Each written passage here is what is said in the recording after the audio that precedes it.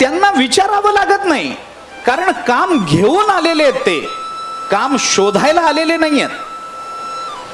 त्याने काम ठरवलंय, भगवंतानी ठरवलंय, परित्राणाय साधूनां विनाशाय च दुष्कृतां धर्म संस्थापनार्थाय संभवामि युगे युगे.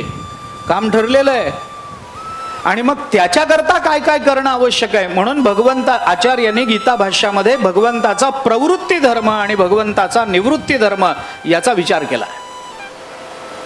परित्राणाय साधूनां विनाशाय च दुष्कृतां भगवंताचा प्रवृत्ती धर्म आहे. आणि तया ते आम्ही नमस्कारू, तया ते माथा मुकुट धरू, तयाची टाच धरू हृदयी आम्ही, हा भगवंताचा निवृत्ती धर्म आहे. भक्ताबरोबर क्रीडा करण्याकरता परमात्मा येतो, हा भगवंताचा निवृत्ती धर्म आहे. भृगु ऋषींनी मारलेली लाथ अभिमानानं छातीवर मिरवतो परमात्मा, हा भगवंताचा निवृत्ती धर्म आहे. ज्ञानोबारायांची भिंत स्वतःहून ओढतो, हा भगवंताचा निवृत्ती धर्म आहे. ज्ञानोबारायदी संत महात्म्यांना आपल्या शिरावर धारण करतो, हा भगवंताचा निवृत्ती धर्म आहे. प्रवृत्ती धर्म परित्राणाय साधूनां विनाशाय च दुष्कृतां धर्म संस्थापनार्थाय, हा प्रवृत्ती धर्म आहे. काम घेऊन परमात्मा येतात आणि त्या कामाच्या परिपूर्णतेकरता ज्या ज्या गोष्टींची आवश्यकता असते त्यांचा त्यांचा विचार भगवंतानी त्या त्या अवतारामध्ये केलेला असतो. त्यांचं नियोजन परमात्म्याने त्या त्या अवतारामध्ये केलेलं असतं. त्यामुळे आपल्याला मोठा भाऊ म्हणून हा हवा असेल तर भगवान आपल्या आधी त्याला अवताराला जन्माला पाठवतात. बलराम दादाचं स्थान हे आहे. प्रत्येक अवतारामध्ये भगवान अवताराला यायला निघाले. श्रावण वद्य अष्टमी, बुधवार रात्री 12 वाजायची वेळ, देवकीच्या गर्भामध्ये प्रवेश करायचा आहे. निघण्यापूर्वी भगवंतानी लक्ष्मी मातेला सांगितलंय, आम्ही अवताराला चाललोय, तुम्ही लक्ष्मी आहात, रुक्मिणी रूपामध्ये आम्हाला तुमचं हरण करायचंय, तुमच्याशी विवाहबद्ध व्हायचंय. त्यामुळे आम्ही अवताराला गेल्यानंतर तुम्ही कौंडिण्यपुराला अवताराला या, विशिष्ट कालानंतर या, माझ्या नंतर तुम्ही या, आधी जाऊ नका. कारण त्या काळामध्ये मोठ्या मुलीशी लग्न करण्याची पद्धत नव्हती, अंतर राहायचं. लहान वयाची असायची पत्नी, अंतर लहान असलं पाहिजे. कारण मानसशास्त्राच्या दृष्टीनं पुरुषांपेक्षा स्त्रियांची प्रगल्भता लवकर येते, स्त्री लवकर प्रगल्भ होते. आपण वयाचा विचार करताना शारीरिक आणि मानसिक अशा वयाचं चिंतन करतात मानसशास्त्रामध्ये. त्याच्यामध्ये शारीरिक वय आणि मानसिक वय पुरुषांचं तेच असतं, पण स्त्रीचं शारीरिक वय जेवढं असतं त्याच्यापेक्षा 5 वर्ष अधिक मानसिक वय असतं असं मानसशास्त्र सांगतं. 5 वर्ष स्त्री स्वतःच्या जन्मापेक्षा मनानं मोठी असते. तुमचं कौतुक करतोय, टाळ्या वाजवा.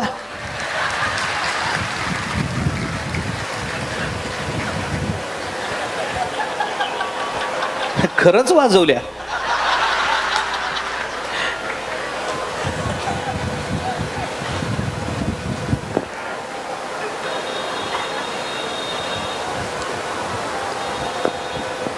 त्यामुळे भगवंतानी रुक्मिणी मातेला सांगितलं, तुम्ही कौंडिण्यपुराला जा, तिथं तुम्ही अवतार धारण करा, मी तिथं येईन, तुम्हाला घेऊन जाईन. हे ठरलेलं आहे आधी. आणि यामध्ये कोणताही प्रतिबंध येऊ नये. रुक्मिणी माता ही भगवंताचं ऐकण्यातली आहे, कारण काळच जुना होता. ऐकण्यातली आहे, तिने ऐकलं. त्या परिपूर्णतेकरता भगवंताने रुक्मिणी मातेला सांगितलं, तुम्ही जा माझ्या नंतर, मी अवताराला चाललोय, तुम्ही अमुक काळानंतर निघा, तिथे जा. याच्यामध्ये हा गलथानपणा झाला नाही या व्यवस्थेमध्ये, की भगवान गेले आणि रुक्मिणी मातेच्या लक्षातच राहिलं नाही जायचं. आणि मग भगवान रथ घेऊन तिथे गेले आणि कुठेही रुक्मिणी, असं नाही झालं. याच्यामध्ये कुठेही त्रुटी नाही आहे, कुठेही नाही, कुठेही अव्यवस्था नाही आहे.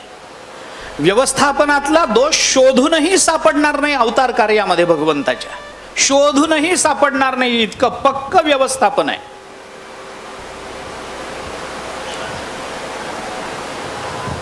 IIMचा मध्ये संस्थेमध्ये जाऊन अभ्यास करणाऱ्यांना महाभारत शिकवलं पाहिजे. खरोखर सांगतो मी.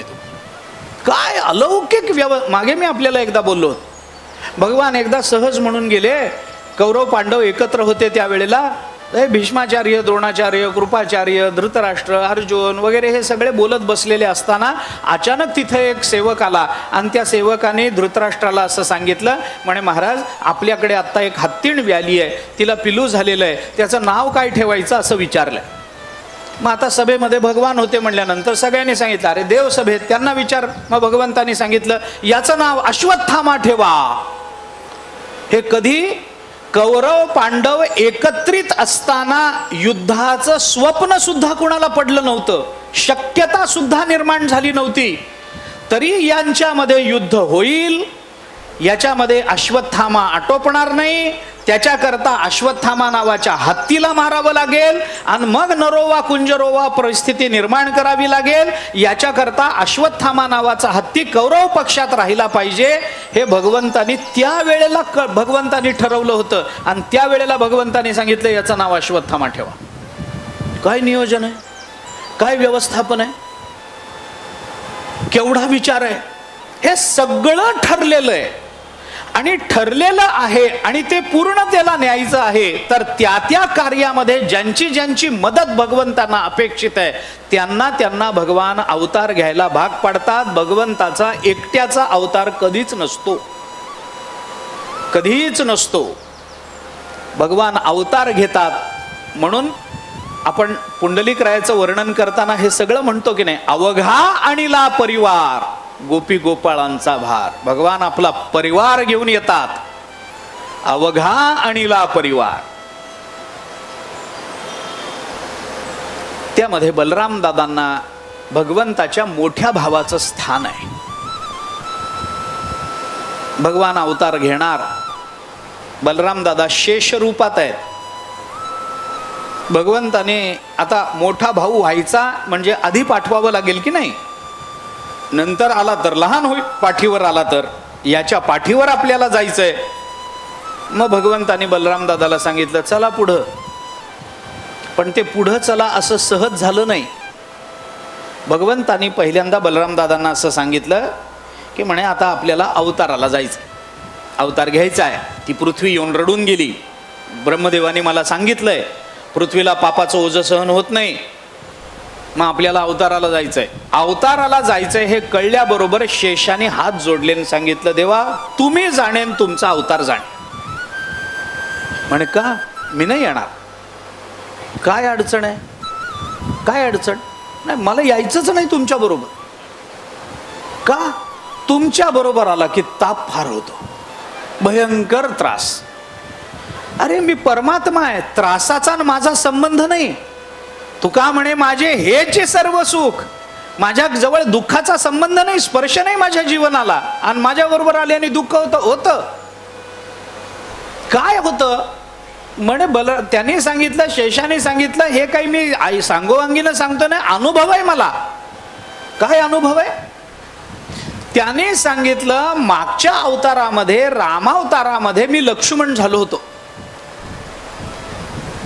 काय संबंध होता हो माझा तुमच्या बरोबर? 14 वर्ष दशरथाने कैकेयीने वर मागितला होता. काय वर कुणाबद्दल होता? रामाला 14 वर्ष वनवास. माझं काय काम होतं? विनाकारण माझी फरफट झाली. बरं, त्याच्यातही पीडा ही की त्या इंद्रजिताला मारायचं, त्याला ते शाप वर होता, त्यामुळे 14 वर्ष झोपलो नाही रात्रभर.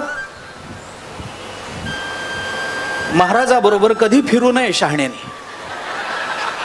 झोप मिळत नाही, अन्न मिळत नाही, घर मिळत नाही, दार मिळत नाही. जेवण मिष्टान्नाचं रोज मिळतं. तुमच्या बरोबर येणार नाही. आलं की माझी फरफट झाली विनाकारण. बायको नेली तुमची आणि ओढाताण झाली माझी. विनाकारण रानात काट्या कुट्यात तुमच्या बरोबर फिरत बसलो. घरची बायको माझी घरची म्हणजे घरचीच असते, पण घरी माझी बायको सोडून दिली. ती बिचारी 14 वर्ष वाट बघत बसली माझी. मी तुमच्या बरोबर फिरत राहिलो, ना बायकोचं सुख मिळालं ना घराचं मिळालं. मला काही मागून घेतलं नव्हतं, काही नाही की रामाना लक्ष्मणाला वनवासात 14 वर्षां भरताला राज्य, असं थोडंच मागितलं होतं. रामाचा वनवास मागितला होता. तुमच्यावर प्रेम केल्याचे असे दुष्परिणाम आहेत.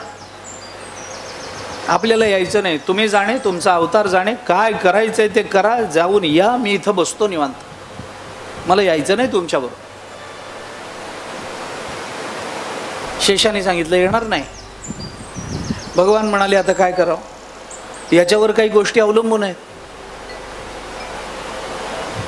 धेनुकासुराला याच्याच हातून मारायचंय आपल्याला. आपल्या हाताने धेनुकासुराला मोक्ष नाही आहे, याच्या हातून मारून मोक्ष आहे. हा नाही आला तर धेनुकासुर आटोपणार नाही. कारण आपलं जे नियोजन आहे त्या नियोजनामध्ये आपल्याला धेनुकासुराला मारायची परवानगी नाही. मी त्याला हातही लावू शकत नाही. मारायचं असेल तर याला मारावं लागेल, आणि हाच आला नाही तर धेनुकासुर कसा मरेल? मरणार नाही. पर कंसाला मारण्याकरता आपण कंसाच्या यज्ञामध्ये जाणार आहोत. तिथं गेल्यानंतर आपल्या अंगावर हत्ती येणार आहे, त्याला आपण त्याचा दात मोडणार, त्या दाताने त्याला मारणार, हे सगळं आपण करणार आहोत. तिथं गेल्यानंतर तिथं मल्लयुद्ध होणार आहे. चाणूर आणि मुष्टिक हे दोघे येणार आहेत, त्यांच्याबरोबर मल्लयुद्ध करावं लागणार आहे त्या यज्ञामध्ये. आणि त्याच्यातल्या चाणूराला आपल्याला मारायचंय, पण मुष्टिकाला मारण्याची जबाबदारी बलराम दादावर आहे ना. मुष्टिकाचा वध केला बलरामाने, हा जर येत नाही म्हणाला तर हे सगळंच मुसळकेरात जाईल. असं करून चालत नाही. मग काय केलं पाहिजे? भगवंताचं नियोजन बघा. आता कथेतून काय काय घ्यायचं ते तुम्ही ठरवा. भगवंताने सांगितलं हो खरंय, माझ्याबरोबर आलो की त्रास होतो. तुम्हाला विनाकारणच मागच्या अवतारामध्ये माझ्याबरोबर 14 वर्ष फिरावं लागलं. माझ्यासाठी फळं बघावी लागली, माझी बायको नेली रावणाने, त्याच्या माझ्याबरोबर फिरावं लागलं, इकडं जावं लागलं, तिकडं जावं लागलं, फरफट झाली, काट्याकुट्यात फिरावं लागलं, अपमान सहन करावे लागले. बरं, जेव्हा बायको होती त्यावेळेला तिच्या रक्षणाकरता म्हणून तुम्हाला पुढं चालावं लागलं, मला मागे चालावं लागलं. अध्यात्म रामायणामध्ये फार गोड सांगितलं. रामचंद्र प्रभूंनी लक्ष्मणाला सांगितलं तू पुढे चाल, मी मागे चालतो. आणि शरीर आणि ब्रह्म यांच्यामध्ये जशी माया असते तसं दोन्हीच्या मध्ये सीतेला ठेव, असं उदाहरण दिलंय अध्यात्म रामायण. सीतेला मध्ये तू पुढे चाललास, कधी आक्रमण होईल तुझ्यावर झालं असतं, पहिला आघात तुझ्यावर झाला, खूप दुःख माझ्याबरोबर सहन केलं. वास्तविक दुःखाचं विधान तुझ्याकरता नव्हतं, मान्य आहे मला. माझ्याबरोबर आलं की दुःख होतं, ही गोष्ट खरीच आहे. फरफट झाली, बायको घरी राहिली, भावनेच्या आवेगामध्ये तू माझ्याबरोबर निघालास, त्रास झाला, तिथेही त्रास झाला. तुझ्यावर नाही त्या जबाबदाऱ्या टाकल्या. इंद्रजिताला मारण्याकरता तुला 14 वर्ष उपवास करावा लागला, 14 वर्ष झोपेविना राहावं लागलं. दिवसभर आमच्याबरोबर चालायचं, आम्ही रात्री झोपलो की आमच्या रक्षणार्थ हातामध्ये धनुष्यबाण घेऊन रात्रभर उभं राहायचं. पुन्हा सकाळ झाली की आमची व्यवस्था करून पुन्हा चालायला लागायचं. दुपारच्या वेळेला आमच्या अन्नाची व्यवस्था करायची. एवढं सगळं करून 2-4 ठिकाणी माझ्या शिव्या खाल्ल्या, त्या खाल्ल्याच आहेस. एवढी मदत केली तरी शिव्या खाल्ल्याच आहेस. भावार्थ रामायणामध्ये प्रसंग येतो, भगवान रागावलेत 1-2-3 वेळेला, सीता मातोश्रींच्या शिव्या खाल्ल्या त्या सोन्याच्या हरणाच्या नादात. त्या मारीचाला रामचंद्र प्रभूने बाण मारला आणि तो मारीच रामचंद्र प्रभूंच्या आवाजामध्ये ओरडला, सीते धाव, लक्ष्मणा ये, मी मेलो मेलो. आणि मग सीतेने सांगितलं भाऊजी जाओ, यांचा आवाज दिसतोय, काय झालं माहीत नाही. लक्ष्मणाने सांगितलं वैरी वेड्यासारखं वागू नका, ते ब्रह्म आहे, त्याला त्रास होत नसतो, कशाला विनाकारण फसता, माया आहे. आणि मग सीतेने नाही ते लक्ष्मणाला ऐकव. अहो मला कळतंय यांचा आवाज आहे म्हणून तुम्ही काय मला सांगता, बायकोला शिकवता काय नवऱ्याच्या आवाजाची खरे खोटेपणा. जा आधी, ते अडचणीत आहेत, जाणार नाही, तुमच्यापासून दूर गेलो तर आपत्ती येईल, जाणार नाही तुम्हाला सोडून. हे लक्ष्मणाने सांगितल्यावर सीतेने सांगितलं, कशा करता माझ्याजवळ राहता? तुमच्या मनात काय कुटिलता आहे? माझ्या नवऱ्याला तिकडं बाण लागलाय, तो ओरडतोय, मरणाच्या उंबरठ्यावर आहे, आणि त्याला मदत करायचं सोडून देऊन त्याला असं वाऱ्यावर सोडून देतात, माझ्याजवळ राहता? या 14 वर्षामध्ये माझ्या नवऱ्याचा काटा काढून मला मिळवण्याचा तुमचाच डाव आहे. सीता बोलली लक्ष्मणाला. सहन केलं की नाही? केलं.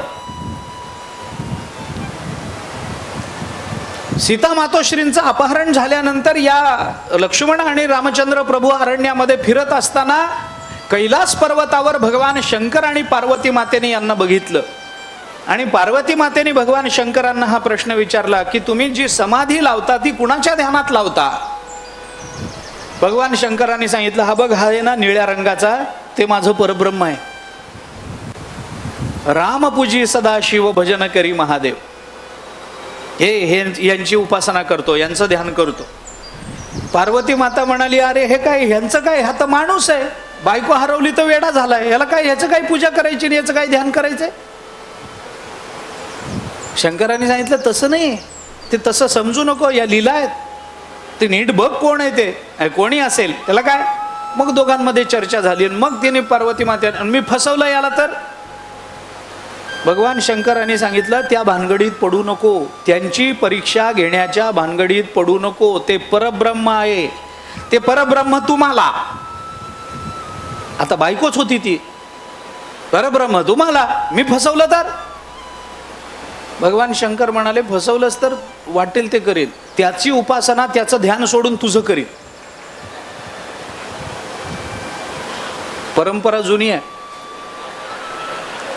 तुझं ध्यान करीन, तुझ्या नावानं समाधी लावेन असं.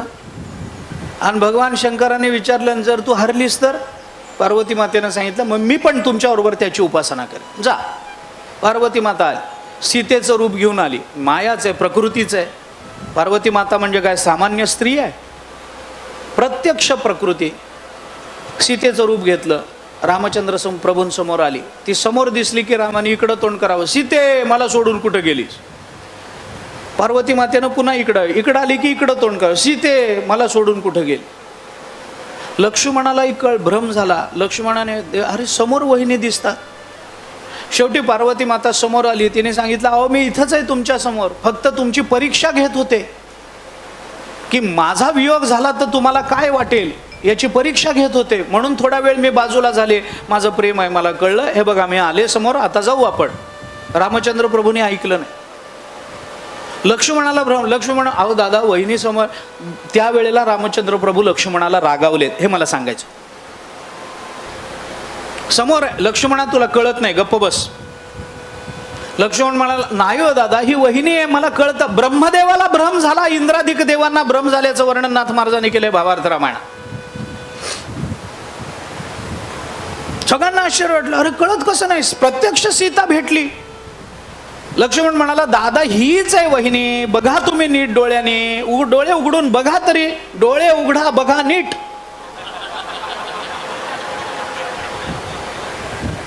हीच आपली वहिनी आहे. आपली म्हणजे माझी, हीच माझी वहिनी आहे, घ्या हिला, चला पुढं. मग रामचंद्र प्रभू रागावले. रामचंद्र प्रभूने सांगितलं, जास्त शहाणपणा करायचा नाही, तू जर आमच्या दोघ्यात पडलास तर तलवारीनं मुंडकच उडवील. लक्ष्मणाला हे सहन करावं लागलंय.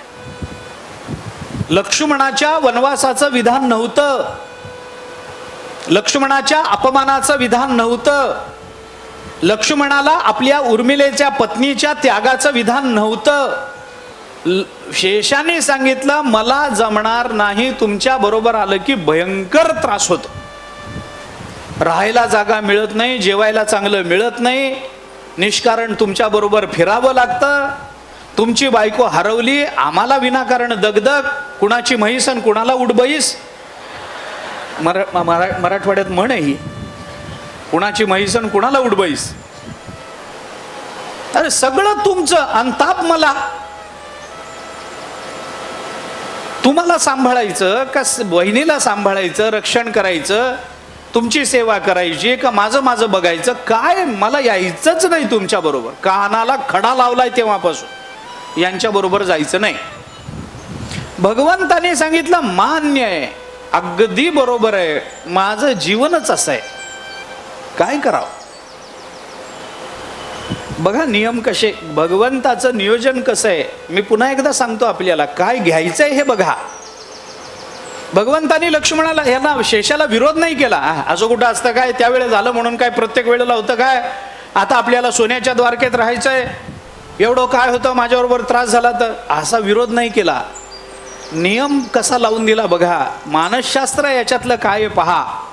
जेव्हा एखादी व्यक्ती जी आपली प्रिय आहे, जी आपली जवळची आहे, ती जेव्हा आपल्या विचाराला विरोध करते, तेव्हा त्या विरोधाला विरोध करण्यापेक्षा पहिली पायरी ही असते, त्याच्या विरोधाला मान्यता द्या. आम्हाला जेव्हा विरोध होतो ना, तुम्ही असेच आहेत असं जेव्हा आम्हाला म्हणतात ना, जवळचे लोक म्हणतात, बाहेरचा म्हणेल तर त्याच्याबद्दल मला काही चिंतन प्रवचनात करण्याचं कारण नाही, घरातल्या घरातच होतं. भाऊच म्हणतो, दादा तुझं नेहमीच असं आहे, कळत कसं नाही रे तुला, दर वेळेला असं वागतोस, तुला काय माझ्यापेक्षा जास्त कळतं का. भांडण वाढत जातं, कुरुक्षेत्र घरात.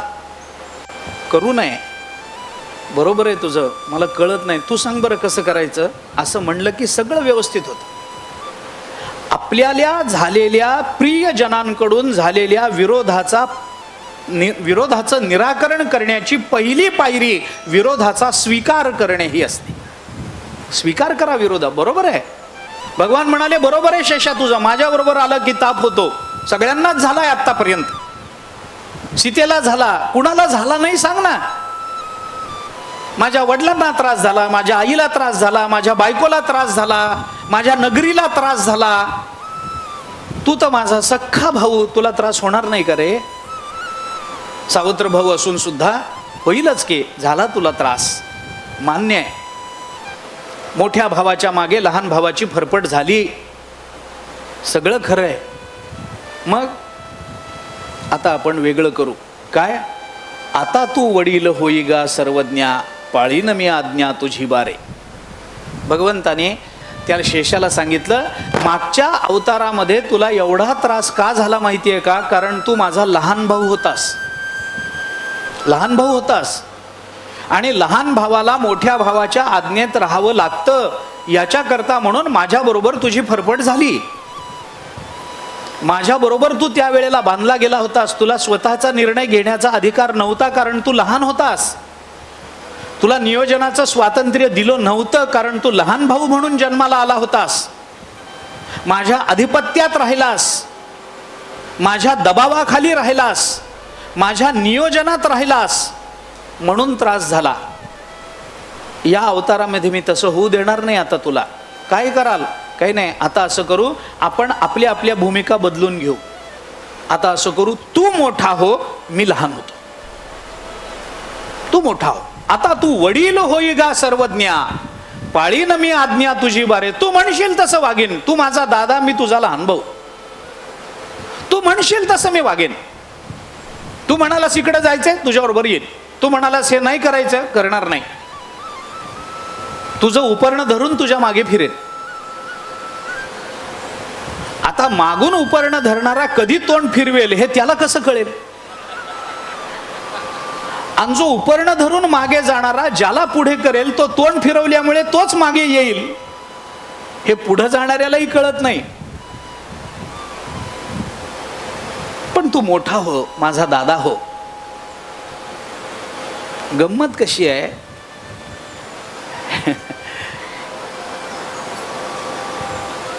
आपल्याला विरोध होतोच, विरोधाचा स्वीकार करता यायला पाहिजे, चांगल्या बुद्धीनं करता आला पाहिजे. असं आहे, वेगवेगळे याच्यातून चिंतन आपल्याला व्यक्त करता येतात. लक्षात घ्या, आपल्या प्रियजनांकडून झालेला विरोध हा व्यक्तीला विरोध नसतो. ऐका, एक विचार त्यातला बोलून जातो.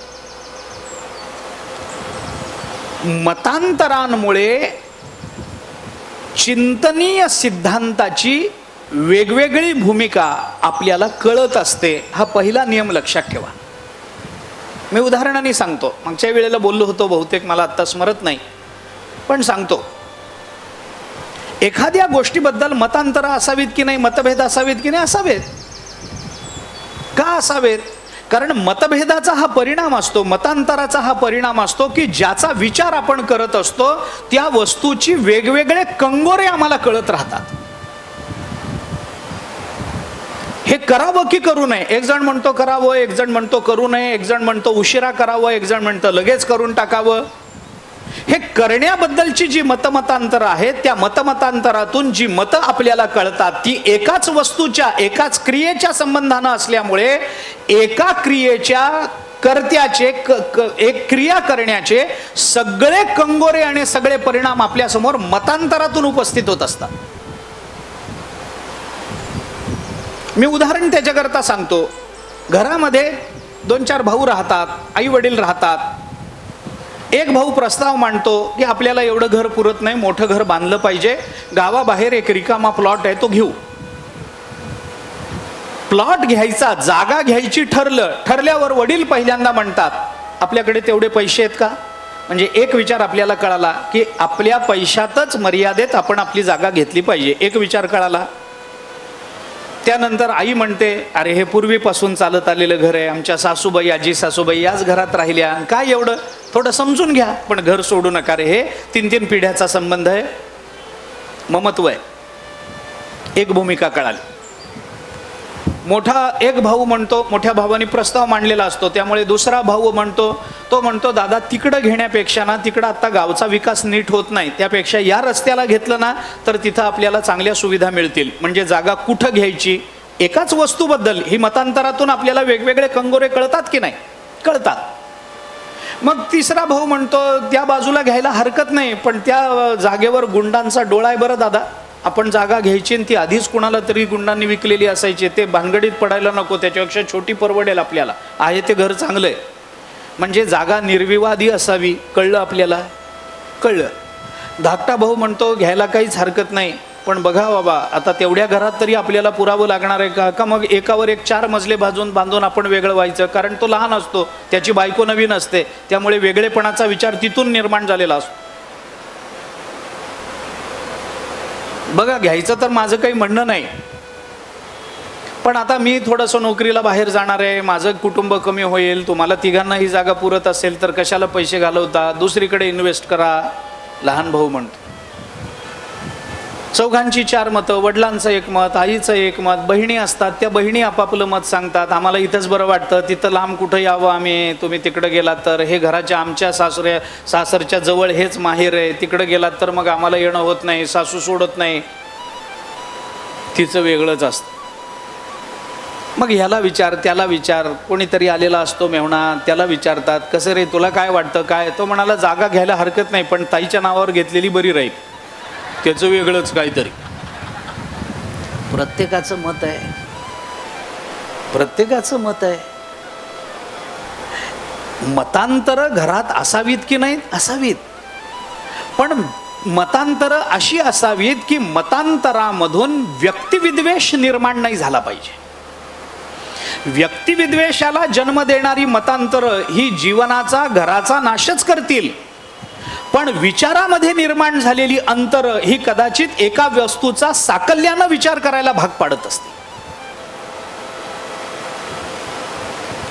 बलराम दादा जेव्हा शेषाने सांगितलं मला तुमच्या बरोबर यायचं नाही, भगवान म्हणाले मान्यच आहे, माझ्या बरोबर त्रास होतोच, पण त्रास का झाला याचा विचार कर ना. स्वीकार केलाय, आपल्याला झालेल्या विरोधाचा स्वीकार करता आला पाहिजे, पण विरोधाचा जो विचार आहे त्या विचाराचा परामर्श घेता आला पाहिजे, त्या विचाराची मीमांसा करता आली पाहिजे. दुःख माझ्याबरोबर येण्याने होतं मान्य, पण का झालं करा मीमांसा, कारण तू लहान होतास म्हणून. सेविले अरण्य तुम्हा सवे, कारण तू लहान होतास, मान्य आहे, मग आता मोठा हो. दुसरा विचार याच्यातला, आता एक विचार झाला हा सरळ सरळ मानसशास्त्राचा विचार आहे. दुसरा विचार याच्यातला आपल्याला पाहता येतो राजधर्माचा. भगवंतानी काय सांगितलं, आता तू मोठा हो. याच्यातून भगवंतानी काय सांगितलं, आपल्या चांगल्या कामाला जर कोणी विरोध करत असेल तर त्यालाच त्या समितीचा अध्यक्ष करा. विरोध संपला, विरोध संपला, त्यालाच त्या समितीचा अध्यक्ष करा, त्यालाच मोठं करा. गावामध्ये सप्ताह ठरला की विरोध करणारे लोक असतात की नाही, कशाला एवढा खर्च करायचा आहे, 50वं वर्ष म्हणजे काय झालं, होतच असतं, असं चालूच आहे की कशाला खर्च करायचा. मग त्यालाच अध्यक्ष करून सांगा, मोठा कार्यक्रम केला, मोठे लोक येतील, स्टेजवर बसता येईल, हां मग काय हरकत नाही, करू आपण, अर्धे पैसे तोच देतो, बरं पडतं.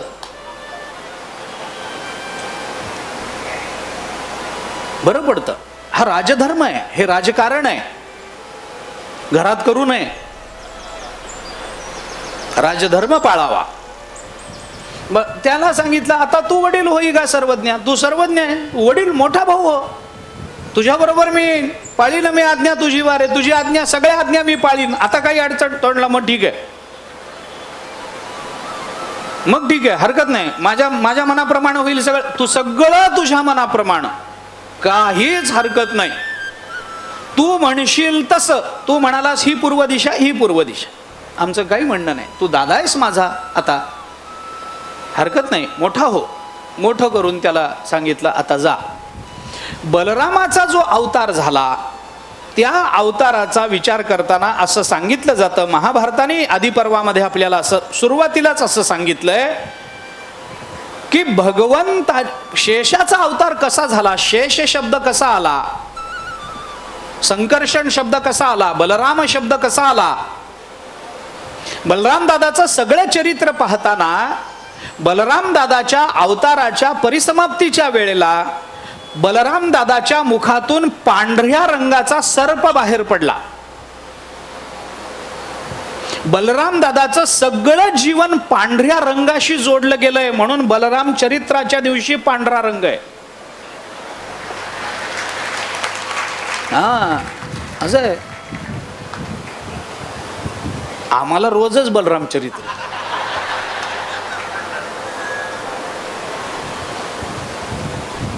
बलराम दादाचं जीवन पांढऱ्या रंगाशी जोडलं गेलंय. महाभारत बघा आपण, त्याच्या मागे कारण आहे.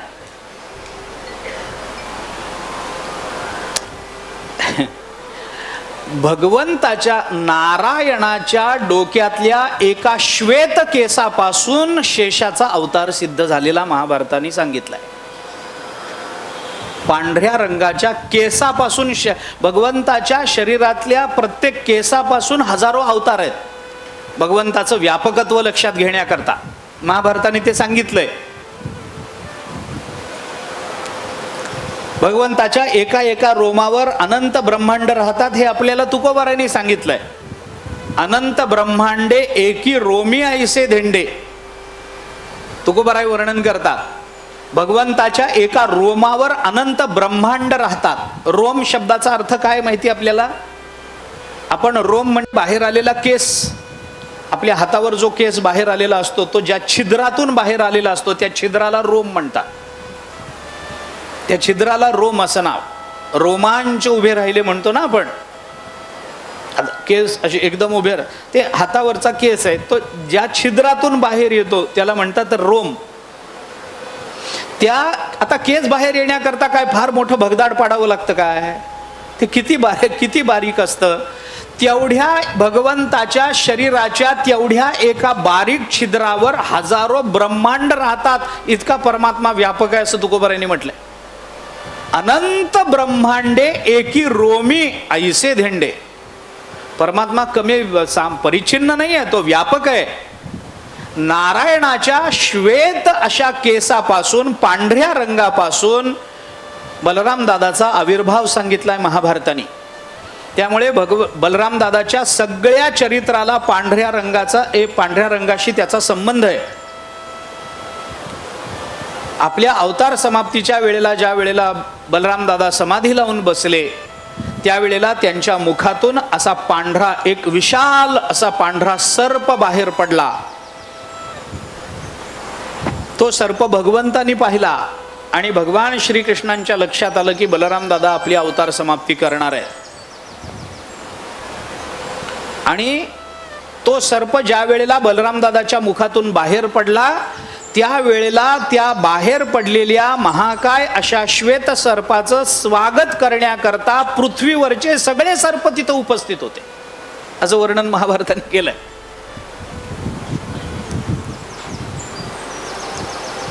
त्यामुळे भगवंताने सांगितलं तुम्ही मोठे भाऊ व्हा, हरकत नाही, हरकत नाही. मोठं केलं. बलराम दादाचा आविर्भाव झाला. भगवंताच्या आधी त्यांना अवताराला यावं लागलं. आता हे आधी अवताराला येणं हे जरी झालेलं असलं तरी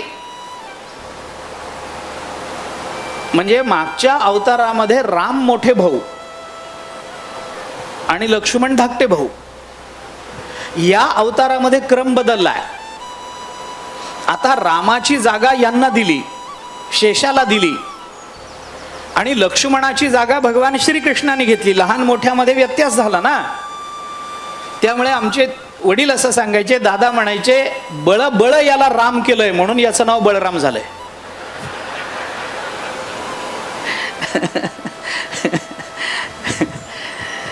तो यायला तयार नव्हता. बरं आता तू राम हो म्हणून बळबळ याला राम केल्यामुळे हा बळराम आहे.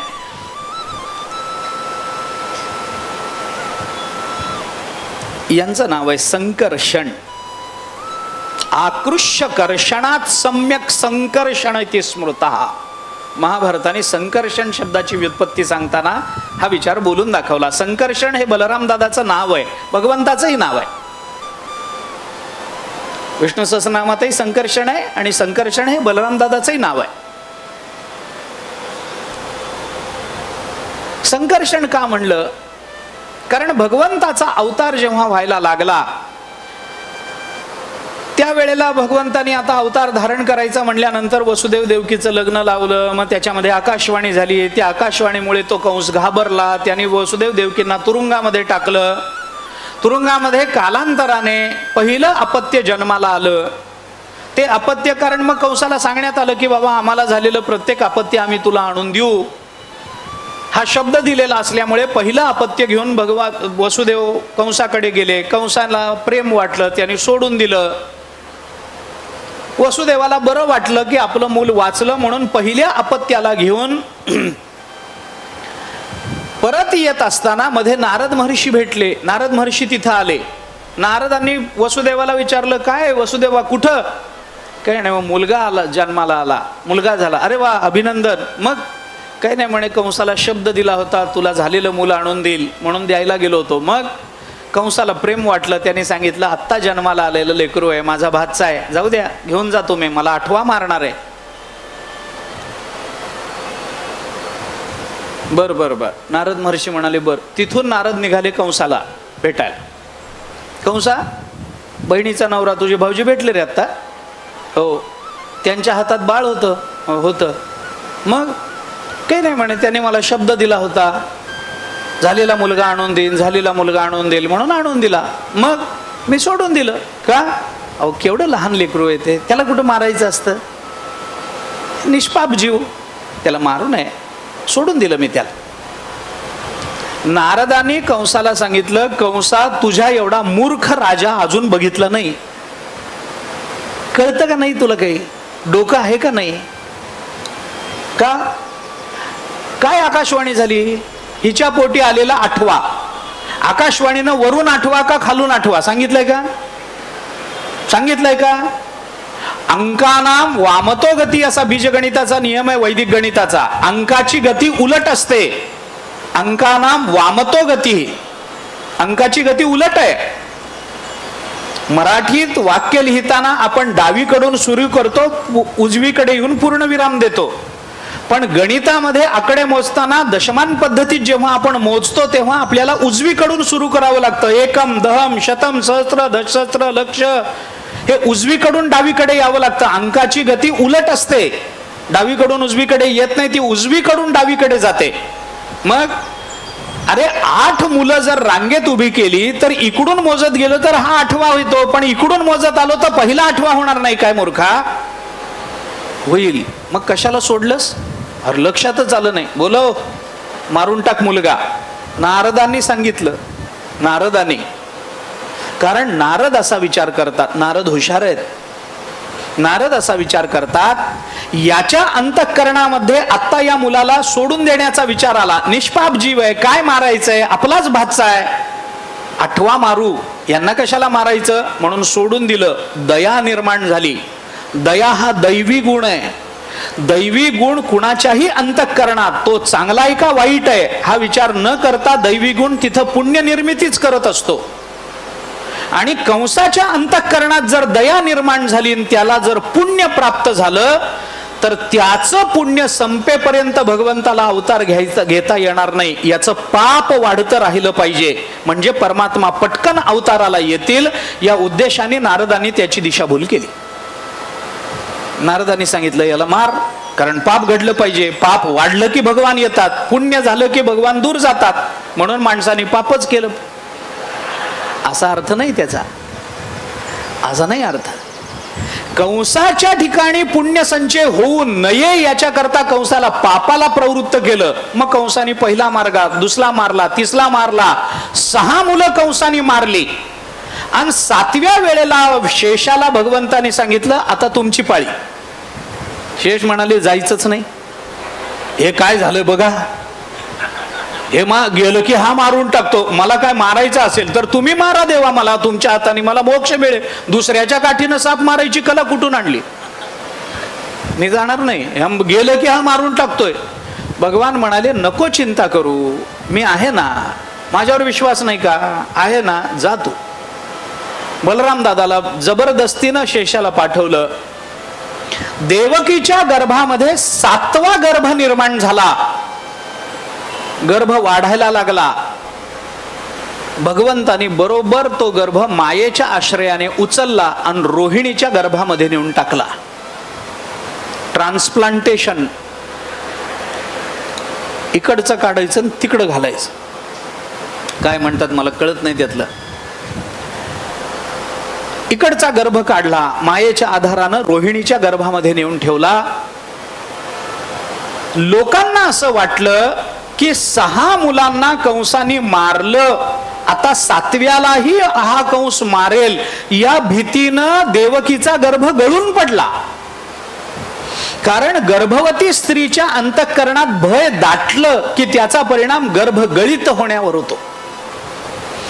कुठल्याही भावनेची तीव्र अवस्था गर्भवती महिलेच्या जीवनात नाही आली पाहिजे याच्याकरता धर्मशास्त्र उपदेश करतं. खूप प्रेम, खूप द्वेष, खूप भय गर्भवतीला चालत नाही. अनुकूलतेची तीव्रताही चालत नाही आणि प्रतिकूलतेचीही तीव्रता चालत नाही. लोकांना वाटलं भयामुळे हिचा गर्भ गळून पडला, पण भगवंताने मायेच्या आधारानं त्या गर्भाचं आकर्षण केलं आणि तो रोहिणीच्या गर्भात टाकला. म्हणून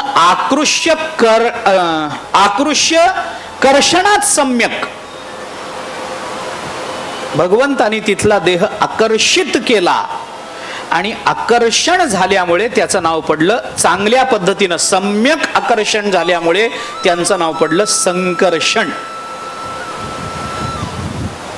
आणि त्यांचं दुसरं नाव बलश्रेष्ठतया तस्य बलदेव इति स्मृतः. बलाची वरिष्ठता असल्यामुळे त्यांना बलराम किंवा बलदेव किंवा बलभद्र असं नाव पडलं. या ते आपल्याकडे काय आहे बघा ना, थोडा एक जाता जाता विचार सांगतो, एक 2-5 मिनिटामध्ये जायचंच आहे, सोडायचंच आहे. ऐका, आपल्याकडे कसं असतं, भावंडांची नावं ठेवत असताना आपण त्या नावांमध्ये काही साधर्म्य बघत असतो, काही साधर्म्य पाहत असतो. अनिल सुनील म्हणजे कुणाचं असेल तर उगे उदाहरण म्हणून मी सांगतोय बरं. हे हे हे मुलींची नावं, मुलांची नावं, भावा बहिणींची नावं ठेवत असताना त्याच्यामध्ये काहीतरी साधर्म्य, राम श्याम आपण साधर्म्य पाहतो की नाही? त्याच्यामध्ये पाहतो. एका अक्षरापासून सुरू झालेली, एका पद्धतीनं संपणारी अशी नावं आपण ठेवतो ना. तसं या 3ही भावंडांची नावं अशीच आहे. बहिणीचं नाव सुभद्रा, मोठ्या नावाचं नाव बलभद्र आणि भगवंताचं नाव भद्र. भद्र, बलभद्र आणि सुभद्र असं एक साधर्म्य आहे. भद्र या शब्दाचा अर्थ परमात्मा आहे. आपण उपनिषदाचे वेदाचे शांतिपाठ बघा ना. ओम भद्रं कर्णे विशृणुयाम देवा भद्रं पश्येमाक्षभिर्यजत्रा. सुरुवातच वेदाची आपण अशी करतो. भद्रम, भद्र म्हणजे कल्याण, आणि कल्याण म्हणजेच परमात्मा. भद्र म्हणजे आनंद, भद्र म्हणजे सुख, भद्र म्हणजे परिपूर्ण म्हणजेच परमात्मा. भद्र, बलभद्र, सुभद्रा अशी या तीनही भावंडांची नावं आहेत. बलराम दादाचं एक नाव आहे बलभद्र. बलराम, बलदेव. महाभारताने विचार सांगितला, बलश्रेष्ठतया तस्य बलदेव इति स्मृतः. त्यांच्यामध्ये बळाची वरिष्ठता होती, बळश्रेष्ठता होती, म्हणून त्यांचं नाव बलभद्र किंवा बलदेव असं पडलं, बलराम असं पडलं. नामकरण झालं ते गर्गाचार्यांच्या मार्गदर्शनात झाल्याचं वर्णन भागवताने केलंय. बलराम दादा आणि भगवान श्रीकृष्ण यांचं नामकरण झालं गायीच्या गोठ्यामध्ये. गवगवा झाला नाही, आमंत्रण दिली गेली नाहीत, पत्रिका छापल्या नाहीत. मुलाच्या त्या ज्याचं नाव, ज्याला नाव ठेवायचंय ना त्याच्याच नावानं पत्रिका छापतात. म्हणजे काहीतरी वेगळेपण करण्याच्या नादामध्ये त्याच्याच नावाने. माझ्या आई वडिलांना मी जन्माला आलो, अरे ते तू का सांगतोय, ते सांगतील की. आता माझं बारसं करायचं ठरलंय आणि तेही बोबड्या भाषेमध्ये, माझ्या बालशाली या. काही नाही, कारण भगवान आणि बलराम दादा हे गोकुळामध्ये आले हे कुणाला कळू द्यायचं नव्हतं. त्याचा जाहीर कार्यक्रम केला नाही. गायीच्या गोठ्यामध्ये गायींच्या गर्गाचार्यांनी या दोघांचं नामकरण केलं. म्हणजे गर्गाचार्यांच्या मार्गदर्शनात नामकरण झालं. नंदबाबांनी दोघांचंही नाव ठेवलं, कारण द्वादशे हनी पिता नाम कुर्यात इति ईश्वरेच्छा असं धर्मसिंधूतलं वाक्य आहे. 12व्या दिवशी वडिलांनी नाव ठेवावं अशी ईश्वराची इच्छा आहे असं वाक्य आहे धर्मसिंधूतलं. आत्यानी नाव ठेवावं असं धर्मशास्त्राचं विधान कुठंच नाही. वडिलांनी नाव ठेवावं असा नियम आहे. वडिलांनी ठेवावं. द्वादशहनी 12व्या दिवशी पिता नाम कुर्यात, वडिलांनी नाव ठेवावं इति ईश्वरेच्छा धर्मसिंधूतलं प्रमाण आहे. 12व्या दिवशी नाव ठेवावं, त्याच्याकरता नामकरण विधी आहे. दोघांची नावं नंदबाबांनी ठेवली. बलराम असं नाव ठेवलं. बलदेवांच्या ठिकाणी, बलभद्रांच्या ठिकाणी बलवरिष्ठता होती, बलश्रेष्ठता होती, पण बल म्हणजे कोणत्या बलाची श्रेष्ठता होती हेही बघितलं पाहिजे. मी 2 बळांचा विचार आपल्या समोर मांडणार आहे बलभद्राचा विचार करताना. कारण कालच आपण बोललो की ठेवलेलं नाव आणि असलेलं स्वरूप याच्यामध्ये काहीतरी विचार असला पाहिजे. कुठली तरी नावं कुणाला तरी काहीतरी आणून बरं वाटलं म्हणून नाव ठेवलं, याला काही अर्थ नाही हो. नावाला काहीतरी अर्थ असावा. त्या नावाच्या उच्चारामधून आपल्याला काहीतरी कळावं, काहीतरी प्राप्त व्हावं. म्हणून देवांची नावं ठेवायचा जो प्रकार आहे आपल्याकडे तो याच कारणाने. त्याच्याकरता अजामेळाचं चरित्र बघा. नारायण नाव ठेवलं, जीवनमुक्त झाला. नारायण नामे हो जीवनमुक्त झालं. संतांची नावं काहीतरी आपल्याला मिळतं. तुकाराम तुकाराम नाम घेता कापे यम. सामर्थ्य ना. ज्ञानदेव ज्ञानदेव म्हणता ज्ञान देव देतो. सामर्थ्य ना. आमचं नाव घेतलं तर कुणाला काय मिळतं? काही मिळत नाही. पण नाव ठेवताना त्याचा अर्थ काय होतो? तो शब्द तसा सिद्ध होतो की नाही? त्या शब्दामध्ये धातू काय आहे? त्या शब्दाचा नेमका अर्थ काय आहे हे कळलं पाहिजे ना. कळलं पाहिजे.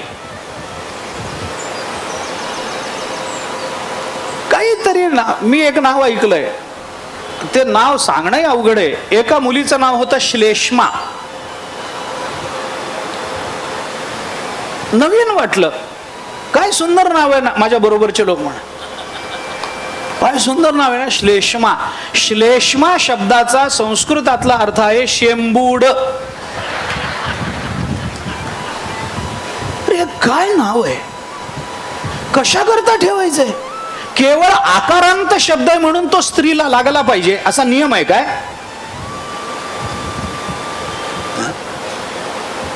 आता मुलीचं नाव ठेवलं जातं साक्षी.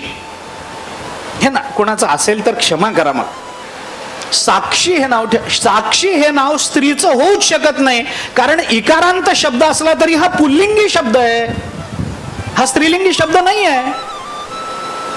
ती साक्षी नसते, तो साक्षी असतो. साक्षी हा शब्द इकारांत आहे, गोष्ट खरी आहे, पण शब्द पुल्लिंगी आहे ना, तो स्त्रीचा वाचक होऊ शकत नाही. सविता, सविता शब्दाचा अर्थ काय? सूर्य. सूर्य हे बाईचं नाव होऊ शकतं का? होऊ शकतं का? तुम्ही सांगा. सूर्य हे बाईचं नाव होईल का? होत नाही. पण ठेवलं जातं की नाही? साक्षी स्त्रीचं नाव असूच शकत नाही. नावं ठेवली जातात, नावाचा अर्थ लक्षात घेतला पाहिजे. आता काय झालं, होऊन गेलं, आता कुठं होणार आहेत पुन्हा? उगी प्रवचनात वेळ घालवायचा आहे. ऐका, बलभद्र असं नाव ठेवलं, बलदेव, बलराम असं नाव ठेवलं. कोणत्या बलाची श्रेष्ठता आहे? कारण बलाचा विचार बऱ्याच वेळेला सापेक्षतेने केला जातो. बुद्धिर्यस्य बलम तस्य निर्बुद्धेस्तु कुतो बलम पंचतंत्रात आलं. त्या सशाच्या कथेमध्ये त्या सिंहाला त्या विहिरीमध्ये प्रतिबिंब दाखवलं आणि त्याच्यामध्ये पाडून मारलं त्या सशाने. ती कथा आहे ना पंचतंत्रामध्ये. ज्ञानोबारांनी त्या कथेचा 2 वेळेला विचार केला, 3 वेळेला ज्ञानेश्वरीमध्ये. त्या प्रसंगामध्ये पंचतंत्रांनी हा श्लोक सांगितलाय, बलम यस्य बुद्धिर्यस्य बलम तस्य निर्बुद्धेस्तु कुतो बलम. अरे ज्याच्याकडे बुद्धी आहे त्याच्याजवळ बल आहे, निर्बुद्ध माणसाला कशाचं बळ आहे? महाभारताने चिंतन केलंय, बल जड असतं, त्याला वळवणारा कुणीतरी शहाणा लागत असतो. त्याच्याकरता महाभारताने उदाहरण दिलं बैलाचं. बैलाच्या ठिकाणी बळ आहे, पण शेतकरी शहाणा आहे, म्हणून बळाचा वापर कसा करायचा हे त्याला कळतं. म्हणून शारीरिक बल असणाऱ्यांना कळत काही नाही असं म्हणतात की नाही? तर याच कारणाने कोणतं बल? बलराम दादाच्या ठिकाणी बल आहे. कोणतं? बलाचा विचार वेगवेगळ्या अंगाने केला जातो. शारीर बल वेगळं असतं. परमार्थामध्ये वैराग्याचं बळ, विवेकासहित वैराग्याचे बळ, धगधगीत ज्वाळ अग्नी जैसा. तुकोबारायांनी वैराग्याला बळ म्हटलंय. मनाचं बळ असतं, बुद्धीचं बळ असतं. आपण म्हणतो ना त्यांचं मनोबल फार चांगलं आहे. म्हणजे काय? मनोबल, मनाचं बल आहे, बुद्धीचं बल आहे, अंतःकरणाचं बल आहे, शरीराचं बल आहे, ज्ञानाचं बल आहे, वैराग्याचं बल आहे. ही सगळी बळ आहेत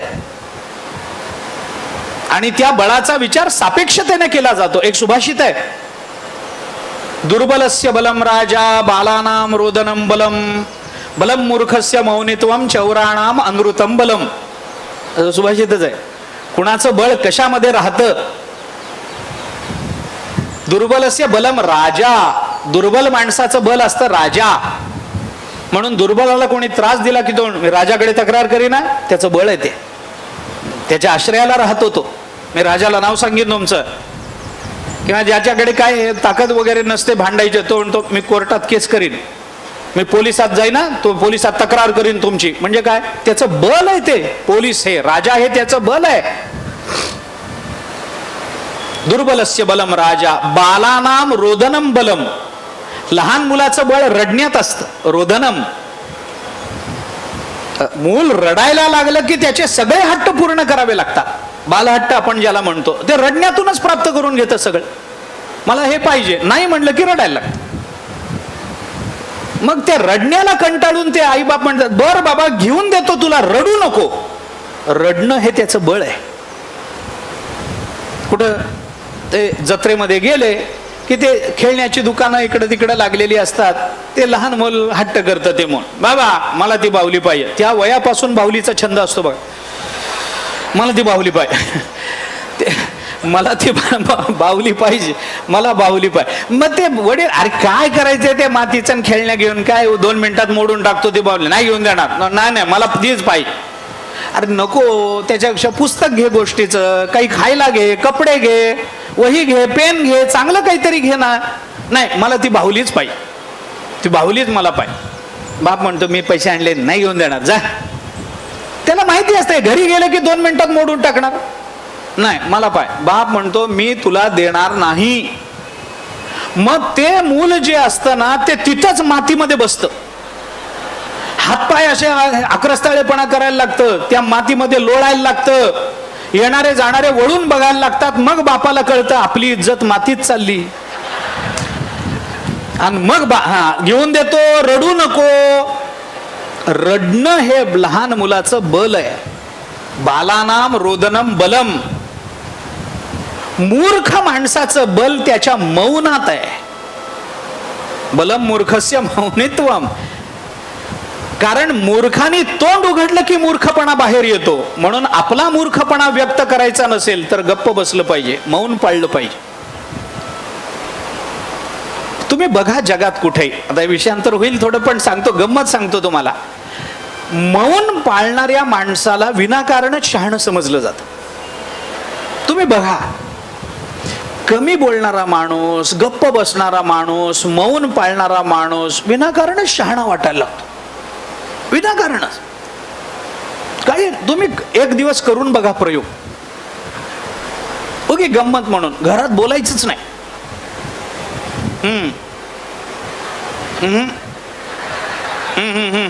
एवढंच करायचं. बघा वजन कसं वाढतं घरामध्ये. वाढतच. मग येतात तू बोलत का नाही. एरवी म्हणतात किती बोलता हो. आणि त्या तुम्ही बोला, काहीतरी बोला, शिव्या द्या आम्हाला, पण बोला तुम्ही. वजन वाढतं. पण इथला विषय वेगळा, इथला मूर्खांचा विषय चाललाय. मी आपल्याबद्दल वेगळं बोलतोय. बलम मूर्खस्य मौनित्वम चौराणाम आंद्रुतम बलम. चोराचं सगळं बळ खोटं बोलण्यात आहे. ज्या दिवशी चोर खरं बोलायला लागतील त्या दिवशी ते चोर चोर राहणार नाहीत. चोरांनी खोटच बोललं पाहिजे तर ते मंत्री होतात, नाहीतर होत नाही. खोटच बोललं, त्यांचं बलच आहे ते खोटं बोलणं. हे खरं, हा मी चोरी केली असं कोणता चोर म्हणतो? कोणता चोर म्हणतो? अरे चोर असणारा, जग सगळ्या चोरांचा अधिपती असणारा चोर म्हणतो मैं नाही माख न खायो. त्यांनी कुठं कबूल केलंय? त्यांनी कुठं कबूल केलं? चोर कधीच कबूल करत नाही की आपण चोरी केली, कधीच नाही. चोराचं बल आहे ते खोटं बोलण्यात. प्रत्येकाच्या मोठ्या माणसाचं बल वेगळं असतं, लहान मुलाचं बल वेगळं असतं. प्रत्येकाच्या बलाची वेगळी गोष्ट आहे. लहान मुलाचं बळ मोठ्यात जात नाही, मोठ्याचं बळ लहानात येत नाही. एका राजाकडे एक जादूगार आला, वेगवेगळ्या जादू करायचा. त्या जादूगाराने राजाला सांगितलं माझ्यासारखी जादू करणारा तुमच्या राज्यात जादूगार असला तर तुमचा सेवक होऊन राहील, पण माझ्यासारखी जादू करणारा दुसरा कोणी नसेल तर मला 1 लाख सुवर्णमुद्रा दिल्या पाहिजे. राजा म्हणाला बघतो. आता ते अभिनिवेश असतो. आव्हान स्वीकारला. असतील आमच्या राज्यामध्ये काही कमी जादूगार आहेत? झालं. जादूगार तो होता पोचलेला जादूगार, तो जादू करायचा, कोणाला जमायचीच नाही. अनेक जादूगार आले, याच्या समोर पराजित झाले. राजाला चिंता वाटली, काय करावं. एके दिवशी एक लहान मुलगा राजाला भेटला रस्त्यावर. तो म्हणला राजसाहेब चिंता कशाची? चेहरा पडला. अरे असं झालं. तो म्हणला मी करतो जादू. म्हणलं तू जादू कर. मोठ्या मोठ्याला जमलं नाही. तो म्हणला मी करतो, ते त्यांनी करून दाखवा, बघू जमतंय का. राजा म्हणला बरं येऊ द्या, म्हणजे आपल्याला फराळाला जायचंय म्हणून आवरतो, बरं येऊ द्या. त्याने सांगितलं. गेला लहान मूल गेलं. ते जादूगाराला सांगितलं तुम्ही मोठे आहेत, मी लहान आहे, मी करतो ती जादू, तुम्ही करून दाखवा. तुम्ही करता ती मी नंतर करीन. जादूगार म्हणलं ठीक आहे तू कर, ती आधी मी करतो. पण त्यांनी सांगितलं माझी एक अट आहे. काय अट आहे? मी जे डोळे बंद करून करतो ते तुम्ही उघड्या डोळ्यांनी करा. तो म्हणला मग तर फार सोपं आहे, कर. लहान मुलांनी डोळे बंद केले, बंद केलेल्या डोळ्यावर असं चिमूट भरून तिखट ठेवलं आणि त्याला सांगितलं करा बरं ही जादू उघड्या डोळ्याने. जमतं का? म्हणला असं कुठं असतं? तू करशील, तू जसं करशील तसं मी करीन. तो म्हणला बरं तशी जादू करायची ना, ठीक आहे मी करतो, ते करून दाखवाल, करून दाखवा, नाहीतर हारलो म्हणून कबूल कराल, कबूल करतो. काही नाही, त्या लहान मुलाने दरबारात चड्डी काढली, बाजूला जाऊन शू केली, म्हणला करून दाखवा बरं. जमेल का? लहान मुलाचं बळ त्या वयामध्ये शोभणारं असतं, ते मोठ्याला जमत नसतं. त्याच्या मर्यादा, बलालाही मर्यादा आहेत, बलाची आश्रयस्थानं वेगळी आहेत. कोणतं बल महत्वाचं हे लक्षात घ्या. या जगतामध्ये पारमार्थिक दृष्टीनं विचार करताना दोनच बलाचा विचार करा. एक ज्ञानाचं बळ आहे आणि दुसरं भक्तीचं बळ आहे. संपलं. बलरामाच्या ठिकाणी या दोन्ही बलाचा विचार आहे. शारीर बलाचा विचार नाहीये असं नाही आहे, पण या अंतर्गत सगळं येऊन जातं. मी पुढे बोलतो उत्तरार्धात. भगवान श्रीकृष्ण बलराम दादाचं म्हणणं ऐकतात. बलरामाच्या तावडीत ताब्यात आहेत भगवान. भगवान असे कुणाच्याही ताब्यात जात नाहीत. मग कुणाच्या ताब्यात जातात? भाव बळे आकळे येरवी न आकळे करतळे आवळे तैसारी. भाव बळे आकळे, ज्या अर्थी बलरामाच्या ताब्यात भगवान आहेत त्या अर्थी बलराम दादा जवळ भावाचं बळ आहे. मोठे भावार्थाचे बळ देव झाला त्याचे बाळ, तुकाराम महाराजांचं वचन. भावापुढे बळ नाही कोणाचे सबळ, तुकोबाराय बोलतात. आणि ज्ञानाचं बळ बलराम दादांजवळ आहे. म्हणून भगवंताने बलराम दादाला आधी पाठवताना शब्द काय वापरला? आता तू वडील होईगा सर्वज्ञ. भगवान ज्याला सर्वज्ञ समजतात तो ज्ञानवान नसेल काय? ज्ञानाचं भावाचं बळ आहे, म्हणून बलराम दादाला बलदेव असं नाव पडलं. गर्भाचं आकर्षण सम्यक रूपानं केलं गेलं म्हणून त्यांना संकर्षण हे नाव पडलं. संकर्षण, बलराम अशी नावं बलराम दादाची आहेत.